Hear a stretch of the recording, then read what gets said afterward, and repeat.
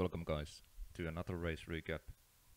This is round 10 of the Sunday Drivers' Cup 2020 season, and today we are driving in Phoenix Roval. I think it's still quite safe to say it's gonna be interesting rest of the season. The grid is pretty close. For example, if you take a look at the places 8, 9 and 10, they are only separated by 2 points. And also, even though it looks in front that there are huge gaps, but then again it's not over yet, and one bad race can change the situation, so we'll keep pushing forward, and at the end of the season we'll see how it goes. And then the qualifying results. It was quite nice qualifying for SRL. Top 3 is SRL team. Then there's Louis Correa, and I have to say Sandower was having a very good pace during the qualifying, and he managed to get the 5th place. Then there's Ben Hicks, Martin Penorera, Bram Glass, Sebastian Hein and Victor Oliveira, and that's the top 10. It was also quite nice qualifying for me, as I managed to improve the last lap and demoting Louis Correa to the 4th place. But anyway, let's see how the race will go.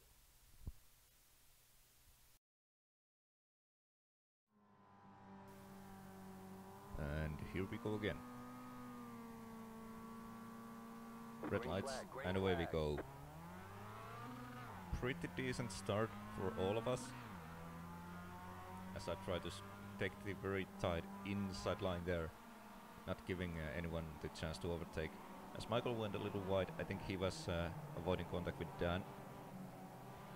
And yeah, Louis Correa managed to overtake, and also Sandower was managed to overtake Michael.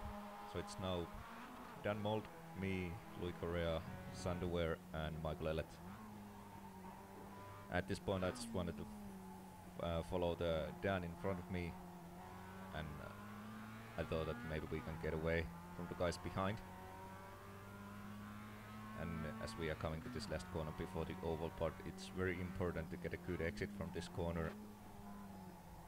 Even though I think the towing effect wasn't that huge on this track, but still trying to be as close as possible in the car in front. It's always gonna help you.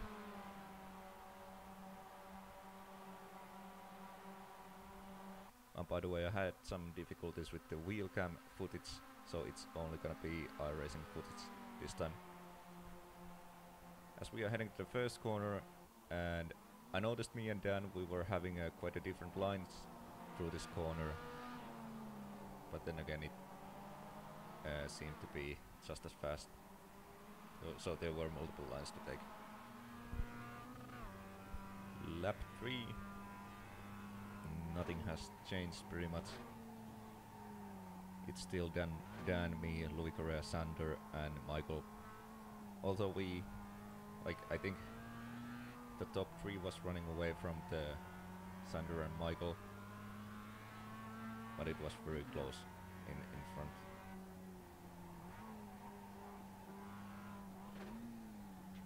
Let's move on. This is lap 6 now, and the situation is still quite the same. And at this point I knew that there will be no room for errors. It was still quite tense, even though it doesn't look like. But these guys were really fast, and I had to give everything I had to push to keep up with Dan, and just somehow managed to defend Louis behind me. And yeah, I knew that if I spin or anything, it's gonna be hard times ahead of me, so. But yeah, anyway, let's move on.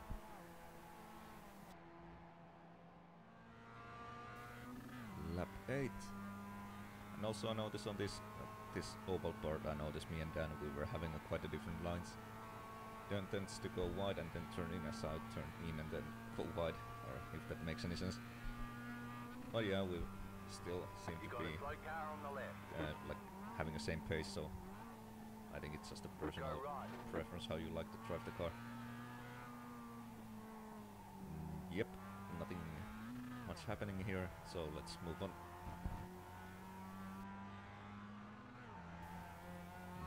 13, as Louis is now pretty close to me, like half a second behind.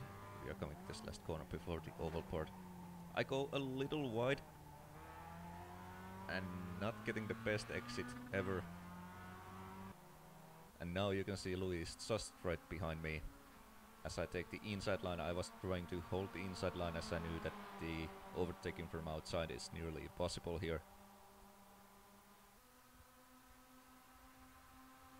And yeah, he's still behind me.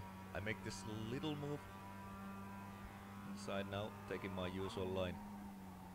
Downshifting the third, downshifting the second. Actually I missed up with gears a little bit, back to the third, back to the second, losing my rhythm, going a little wide, making just a slight mistake, giving Louis a chance to get alongside me there. He's having the inside line here, and yeah, now he managed to overtake me. Yeah, one mistake cost the position, but that's how it is. And now I was just trying to follow. I knew that race ain't over yet and I will have my chance still, so just need to push forward. And let's move on then.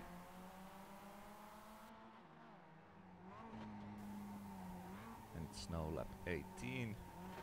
As you can see, I'm still quite close to Louis in front of me, so he didn't manage to get away from me, which is a good thing. Although Dan was getting a frame from both of us a little bit. I think we were battling each other's. Well, not battling, but I think we were just because we was closer together, we were a little bit slower, and that gave Dan a chance to pull away. As I went a little sideways there, made another mistake. You can see the gap in front is now a second already. But then again, the behind, we have to beat. Yeah, Michael Elliott actually is now in the third place, but 10 seconds behind me, so not a threat there. And this is already lap 21. Still pretty close to Louis, but I haven't found an opportunity to overtake. Also, it was getting a little darker, which was a quite nice touch to this race. I think it was looking good with these Mazdas and the headlights and whatnot.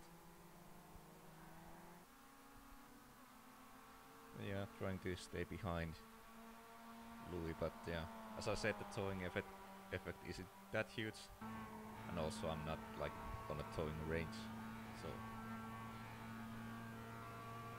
also have to give credits for the back markers. They were giving a like very nicely room when we found them, so like I have nothing negative to say about them. Well done. I think the whole race was quite clean as I took the broadcast. Looks very nice. And this is last lap, coming to this last corner. I knew if Louis don't spin in this corner, then it's pretty much third place for me. And of course he didn't spin, so yeah. But anyway, started from the third, ended third place. That was still, I was pretty happy about it. Before we started the race, well, my main goal was to just maximize my results, because I knew it was quite a difficult track. I mean, if I would have started like somewhere in the midfield, it would have been quite a different one. So, but yeah, let's move to the results then. And these are the results. Jan Mold won the race, leading every lap. Then Louis Correa was second place after overtaking me.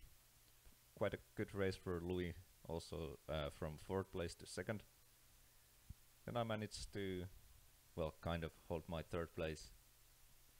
And Michael Elliott fourth place, Sebastian Hein fifth, Martin Penorero sixth, Greg Walters seventh, Rene War, quite a good race for Rene as well, place 8, Ben Hicks place 9, and Rob Jackson 10. And Sander were just finished outside of top 10 after having some sound issue. But in this race, I think he showed that he's still having quite a decent pace, so I'm looking forward what he can do to upcoming races. For me, this was quite good result, having a third podium in a row. And yeah, also having a fastest lap, third fastest lap in a row, so those couple points are very welcome now. And these are now the championship points after the round 10. So it's Louis Correa leading with 189 points. Andrew Loves is still on the second place, even though he didn't show up today or the last race. And I'm now closing the gap to Andrew. It's only 10 points now.